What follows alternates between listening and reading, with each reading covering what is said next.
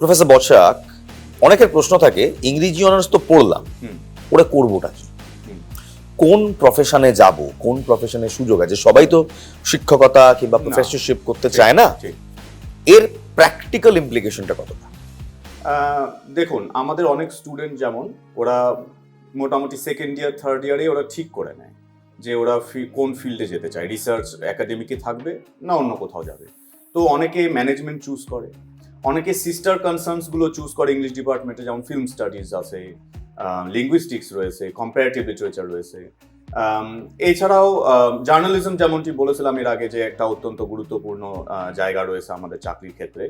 এছাড়াও স্টুডেন্টদের hands on experience যে জিনিসটা আমরা প্রায় 1.5 মাস 1 মাস করাচ্ছি এনইপি থ্রু দিয়ে, ওইখান থেকেও কিন্তু ওরা কেরিয়ার অপশনস চুজ করতে পারে এখন তো মানে আপনি জানেন যে সারা দেশেই, অ্যাকচুয়ালি সারা বিশ্বে একটা চাকরি নিয়ে ত্রাহি ত্রাহি রব উঠেছে। একদম, মানুষ এখন স্কিল সেটের দিকে যাচ্ছে, একদম সেখানে টেকনিক্যাল নলেজের দিকে যাচ্ছে, সেখানে ইংলিশ অনার্স কিংবা ইংরেজি সাহিত্য অনেকটা একটা লিবারেল আর্টস কিংবা একটা আর্টিস্টিক, যদি বলি সেভাবে একটা artistic subject, arts oriented subject.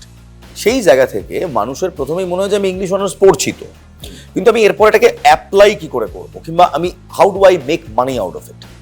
Okay, so as a money turning discipline English আমি ঠিক বলতে পারবো না যে মানে কতটা সেইভাবে দেখা যেতে পারে, কিন্তু দেখুন, টাকা পয়সা ছাড়াও তো জীবনে অন্যান্য জিনিসেরও ভূমিকা রয়েছে। ক্রিটিক্যাল থিঙ্কিং যেমন আমরা ভুলেই যাচ্ছি, হ্যাঁ, ইমোশনাল ইন্টেলিজেন্স ডেভেলপ করছি না, এআই, মেশিন, ফোন, এগুলোতে আমরা যেভাবে ডিপেন্ডেন্ট হয়ে যাচ্ছি, সেখানে বেসিক জায়গাগুলো হয়তো কিছু ক্ষেত্রে ভুলে যাচ্ছি।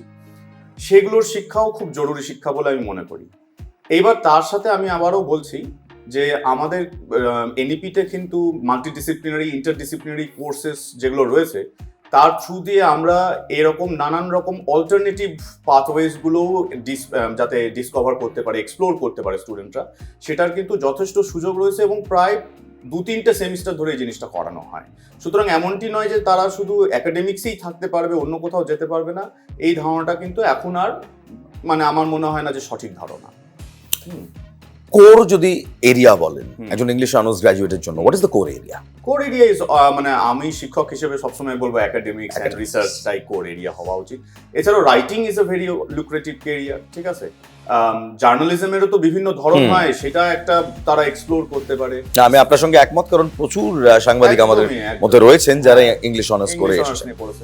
এছাড়াও যে সিস্টার কনসার্নস গুলো বললাম, সেগুলো কিন্তু এখন নিশ হলেও খুবই থ্রাইভিং, মানে যেটাকে বলছি ফিল্ম স্টাডিজ বা অল্টারনেটিভ যার অন্যান্য রয়েছে, সেগুলো কিন্তু কম্পারেটিভ লিটারেচার, কিছু থিওরি ওরিয়েন্টেড পড়াশোনাও হয়, ধরুন নারীবিদ্যা পড়া হয়, বিভিন্ন উইমেন স্টাডিজ পড়ানো হয়, এইগুলোর দিকেও তারা নিশ্চয়ই যেতে পারে।